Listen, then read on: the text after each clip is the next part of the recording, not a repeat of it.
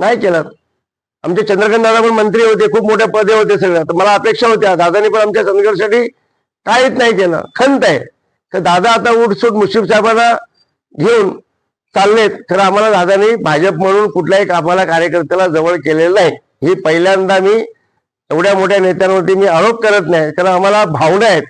तर दादांचा एकही फोन आम्हाला एकदा बैठक बसल्या आपण बसून करूया म्हटले, कारण आम्हाला कुठेही ग्रहा धरत नाहीत. हीच खंत मला काल मुख्यमंत्री साहेबांना बोलायची होती. कारण या माघारीचा विधान परिषद माघारीच्या घाईगडबडीमध्ये राहिलं. मी साहेबांना सांगतो, साहेब आपण किती दिवस सहन करायचं. भारतीय जनता पक्ष भाजप संपवायला निघालेत आणि जर आपला तर आपण कुठेतरी हा आवाज उठला पाहिजे. मला कुठल्या आमदारकीचं स्वप्न केवळ आलत नाही, मी घाबरत पण नाही. आमची जनता आम्ही चांगलं काम करू, आमच्या परिस्थितीत आम्ही नक्कीच निवडून देतील. कारण असा लाचार होऊन आणि कधी माझा तो स्वभाव नाहीये आणि माझ्या नेत्याने मला शिकवलंच नाही, म्हणून प्रामाणिकपणे आपण करतोय.